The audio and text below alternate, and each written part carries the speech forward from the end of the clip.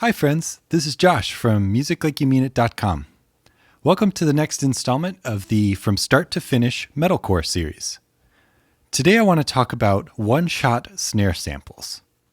To start with, let me explain the different types of snare samples here in case you're not familiar with these concepts already.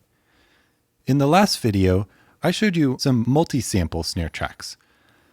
That means that there were multiple hits recorded at multiple different dynamic levels, so that when the samples are played back, it sounds a little more like a real performance because random samples are selected within each dynamic range.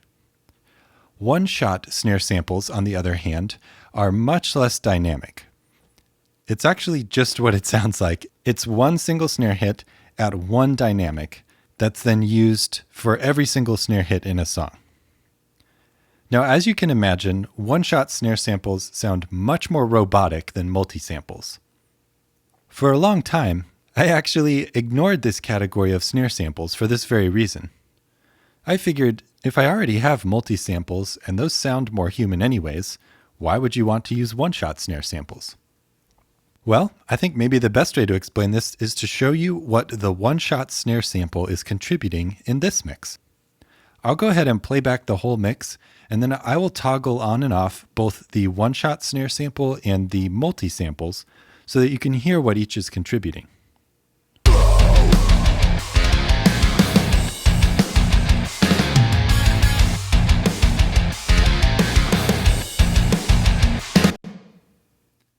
So you can hear that the snare tone is made up of a pretty even balance of both of those types of samples.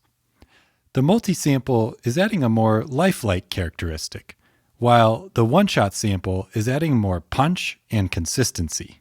When I muted the one-shot sample, it was easy to hear how a lot of the attack and aggression of the snare tone went away almost immediately.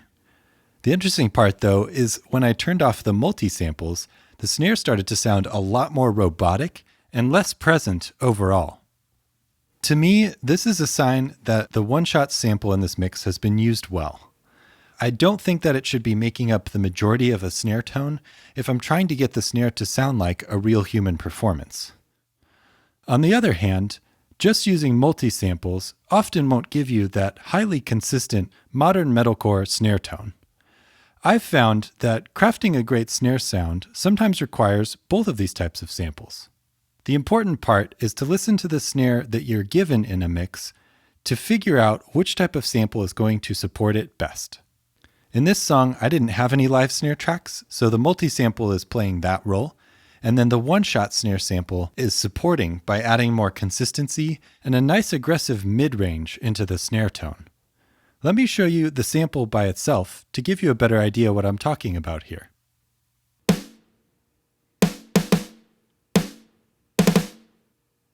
You can definitely hear that machine-like characteristic I was describing, especially at the end when there's multiple hits in a row with this sample. This is a one-shot sample that I recorded a few years ago, and I've used it in quite a few different types of mixes since then. In this mix, my main snare tone is already coming from snare samples, but I felt like I needed more mid-range body in my snare sound, and I wanted more of that really sharp attack at the front end of the snare.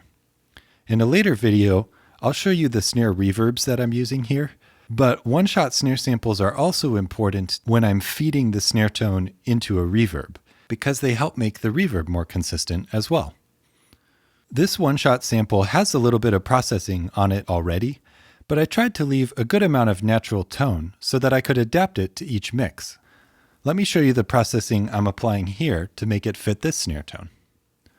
To start with, I have the SSL channel. This sample already has a decent amount of top end on it, so I'm just boosting a little bit more here at 8K. I'm then poking this through in the mid-range at about 3.5K. This is still a little bit of a smaller boost. It looks like 2 decibels here. In my low-mid band, I'm cutting around 300 Hz to clean up a little bit of the boxiness that this sample was adding.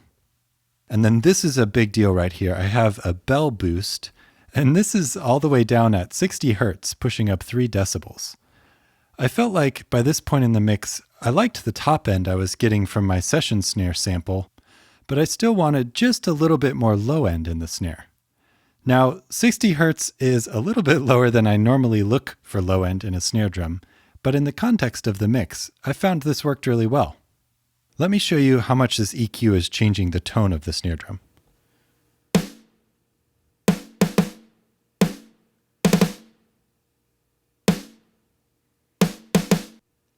So it's very subtly lifting the top end and helping the mid-range poke through a bit more, but you can tell I'm not really doing any heavy-handed carving of this sample because it's already pretty well shaped for what I'm looking for.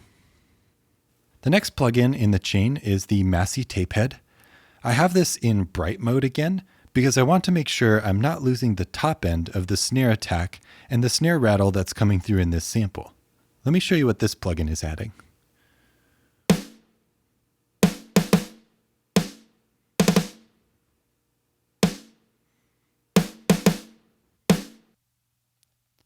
In addition to adding some punch to the snare sample, this tape saturation is also helping soften off the attack of each hit.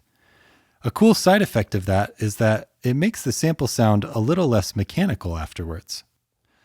The last plugin I have after the saturation then is the IM Pusher.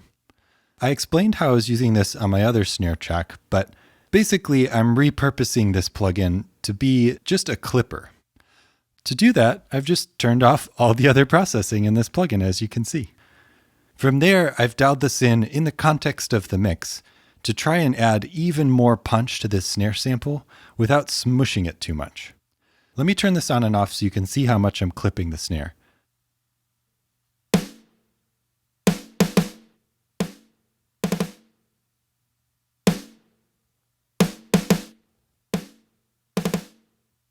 So I'm actually clipping this one-shot sample pretty hard, especially compared to the session sample in this mix.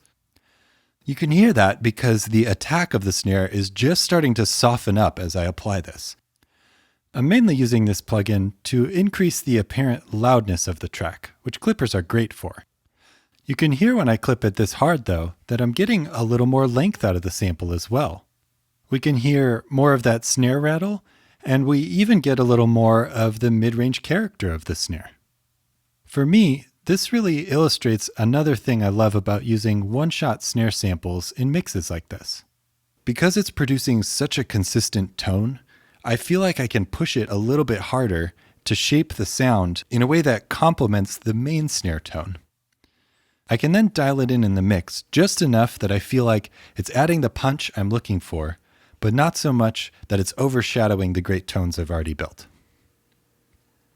So that's everything I've done to the one-shot snare sample to help add consistency to the snare drum in this mix.